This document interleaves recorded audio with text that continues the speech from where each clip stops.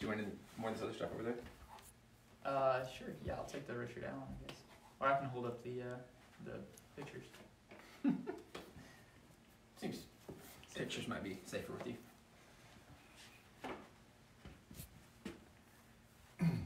We live? You're live. Oh man, it's happening already. Hey guys, hopefully your day is going well. I know there's a lot of craziness. Jonathan and I are trying to practice social distancing by keeping a dummy between us. A lot of times when me and somebody else are meeting, I just keep Jonathan here because then we still have a dummy between. Okay, that was rude, but this is going so well. Hey, welcome to One Room Schoolhouse. We don't endorse making fun of people, especially not of your homeschool family traditionally in the sense, because that's rude, and Jesus probably didn't do that, although he might have, but we'll cover that later. Probably not here WallBuilders though. Hey, not to make too light of a situation, we recognize that we are in an unusual time. There's a lot of uncertainty, there's a lot of unrest. Every day we at WallBuilders, when we still meet, we're doing devotions, and we're praying every day for people who are struggling with small businesses or jobs or out of work. We're praying for the president, for decisions that are being made. We're praying for those around the world. We recognize the seriousness of what is happening, especially even economically beyond the physical. So not to make light of this, we certainly are praying for it, as I know that many of you watching also, you are praying as well, that God helps bring a quick end to this, that God helps restore the economy and all the things that we want to see happen. However, as long as we're in this situation, we thought, well, for many of you, you've never homeschooled before. And I hear, a number of schools have been shut down, and basically all across the nation, honestly. So homeschooling is now a thing. And when I was growing up, discipline and prayer was encouraged in school. So we now have prayer and spankings back in school. And actually we can give you some tutorials on both of those if you need any guidance along the way. But probably not. The guy behind the camera is shaking his head, but he knows because we were all homeschooled on some level. In case you couldn't tell. We probably were catching on. But we do want to have some time that we can share some history, some stories with you. So if you're homeschooling, you're navigating this, and this is new for you, we want to help with an area that we've spent a lot of time with American history. And so we'll do some videos periodically. God willing, this shutdown doesn't last too long, but as long as it's around and we're able, we'll keep offering some history for you. So we'll tell stories, we'll go over specific events, so maybe the American Revolution, maybe some black heroes in America, the history of slavery in America. We'll try to cover a lot of topics that could be beneficial, and certainly for parents that you can navigate. Okay, kids, let's just sit down and this is our history lesson for today. So we'll try to make it fun, engaging, entertaining, and backing up to where we start. Yeah. Since we are in a kind of crazy epidemic. Yeah, well, if we go all the way back to kind of our nation's founding period in 1793 in town Philadelphia, right, all the way up in Pennsylvania, which, right, I think is completely shut down now. Pennsylvania has a stay-in. It probably is. At the time, it was also being recognized as the capital. It's where kind of our government was meeting at the time in Philadelphia. And they had the yellow fever epidemic that broke out in 1793. And when this broke out, nobody really knew what was happening. It turns out it was from mosquitoes believed to be brought over by trade ships. Coming out of Haiti, a lot of people were leaving that area. And in that area, yellow fever was a pretty common occurrence. But in Philadelphia, actually, it had been over 30 years since the last kind of breakout of yellow fever. So it had been largely unheard of in that area of the world. And then all of a sudden, boom, it strikes, it breaks out. And at this time, Philadelphia has a population of 55,000 people, including George Washington, John Adams. I mean, the whole entire federal government, which is about to reconvene there. And when this broke out, the government wasn't meeting until November, and so they thought they had a little time, but there already were some governing officials who were in town. Of the roughly 55,000 people who were in Philadelphia, it's estimated that over 20,000 people left town. Which is about 36% of the population of the city. And that's also at a time when making that kind of exit out of town would have been very easy. This was not a very mobile time in society and civilization that you couldn't just, okay, everybody jump in the car, jump in the 15-passenger van, and we're going on a trip.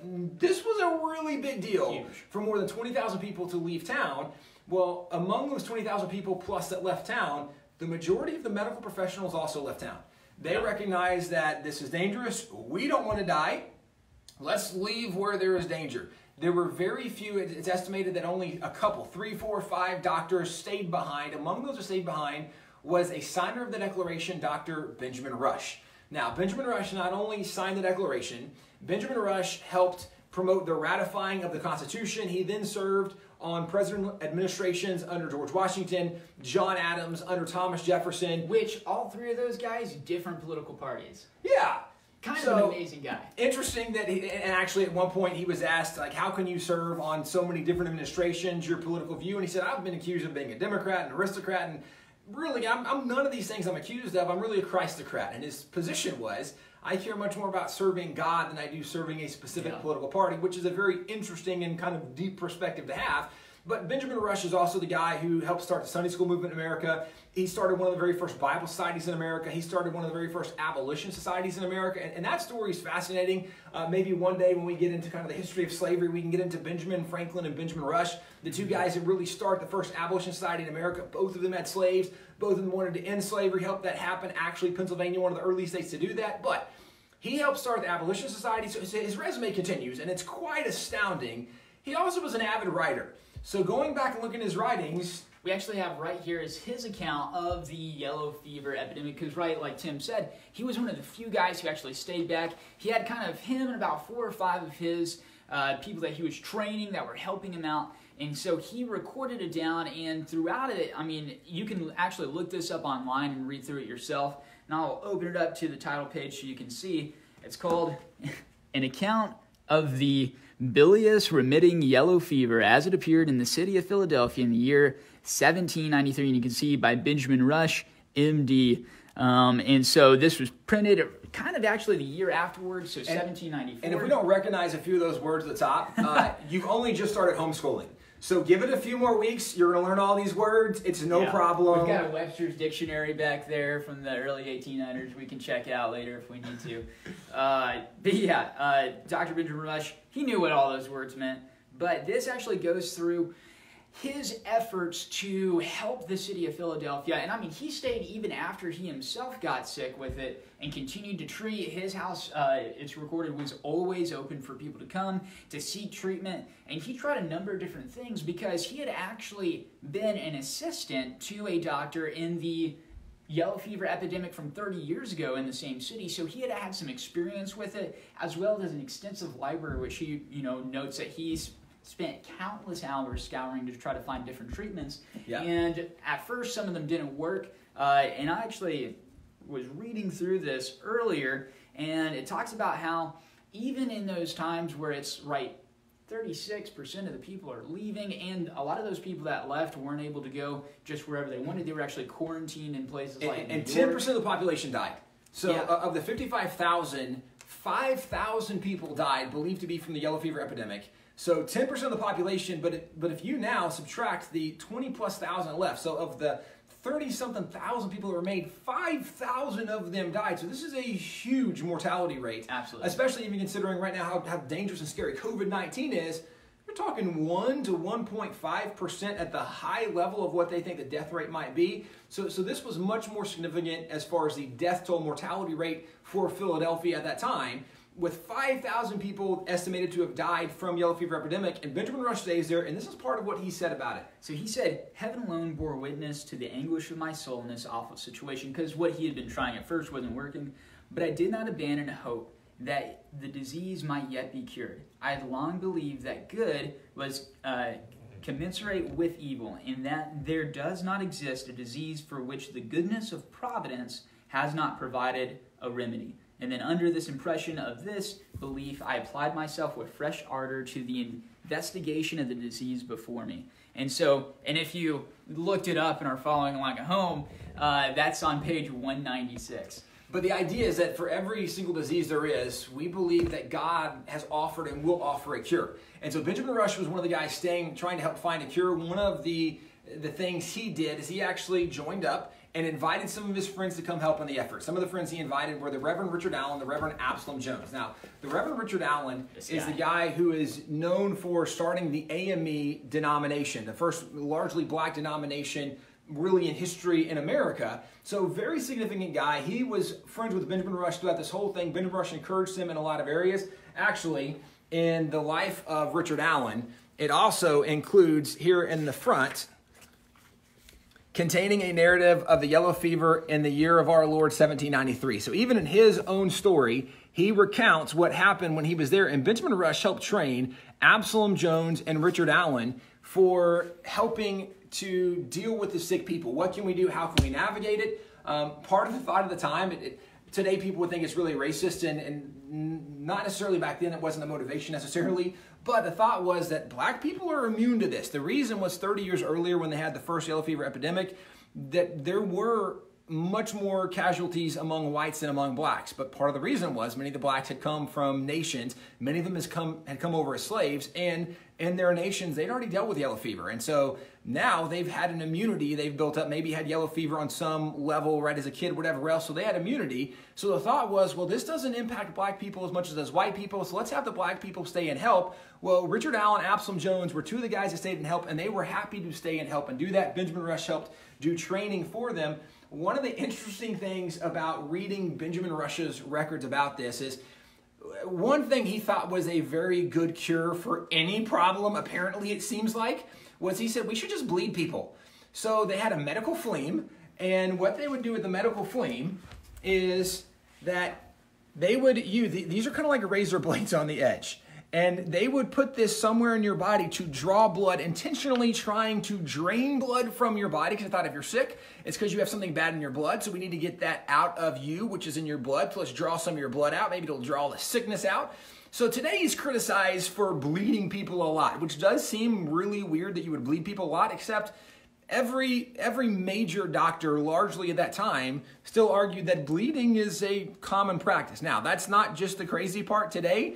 Looking forward, one of the things he also suggested was that there was a specific kind of vinegar that people should use, and the vinegar was a vinegar of thieves. Now, for every homeschooling parent today, they know exactly what that is. Every hippie, every home remedy part, like we know what thieves is. One of the crazy things we actually got from an auction just a year or two ago. This is thieves vinegar. This is the recipe. And actually, now that you're stuck at home, you need to make your own thieves. Here's the old school recipe. Benjamin Rush also recommended the use of thieves. And Benjamin Rush recounted that thieves and bleeding were both very effective. Now, it's argued how effective they were or were not. Nonetheless, this is an old recipe for thieves vinegar that was used. And so this is part of what Benjamin Rush used to help bring a cure and help bring an end to part of that yellow fever, which again is kind of crazy to think about. And he also applied some other remedies.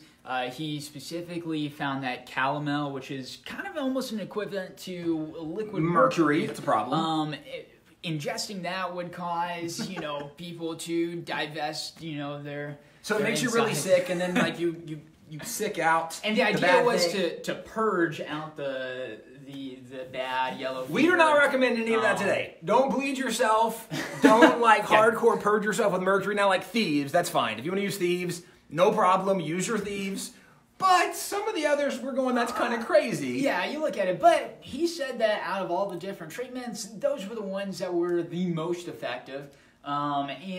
Additionally, there were some other attempts outside of the efforts of Dr. Benjamin Rush. There was actually a fever hospital that was built just outside of the city of Philadelphia, and a lot of people went to that, and they had some various successes as well. There was a French doctor that was actually in charge of that, and some other, the leading Philadelphians, spent a lot of time, making sure that everybody had enough. And a lot of the surrounding towns, like New York, I think, sent over $5,000 to Philadelphia to help support the people who were struggling with this. So as well as we see today, in times of great tragedy, in times of great sickness, a lot of times the American people will really step up with charity and supply the lack that people are feeling. Yeah, so as we finish this up, a couple things to note.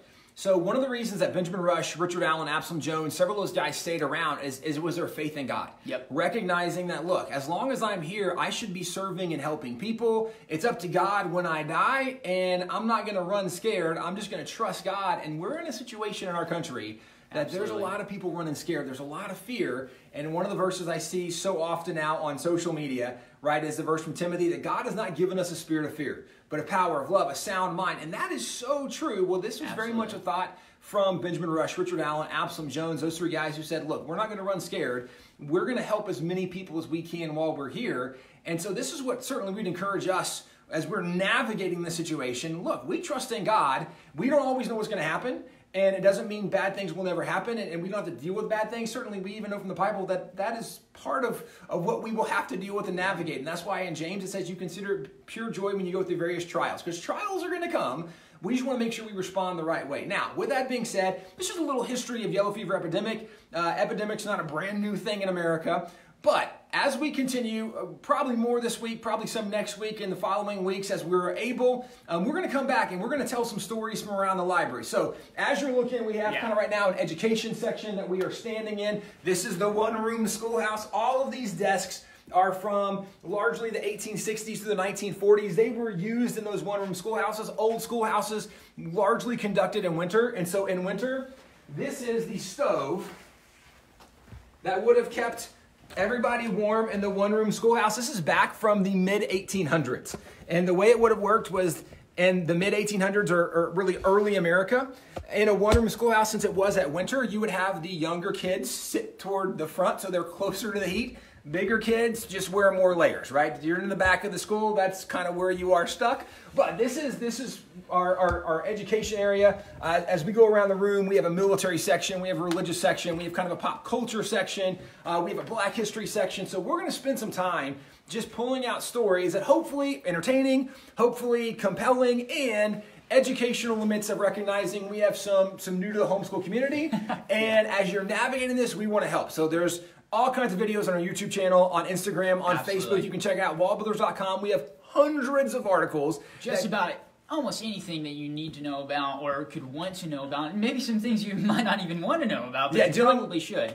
Dealing with American history, there's so much there. So hopefully you guys have enjoyed this. If there's something specific you want us to cover that we have in the library, let us know. Comment below and say, hey, will you guys do a video on this? Or, right, maybe look and see what section your kids were in school and their social studies and their American history and say, okay, we were covering this. Can you pick up and do a video on this? We would love to help you guys out as you're navigating these new times. But in faith, we are going forward, believing and trusting in God that He's going to help us navigate through this. And just like from Benjamin Rush, Richard Allen, Absalom Jones, we're trusting in God, and we're just going to serve and do everything we can while we try to go through this.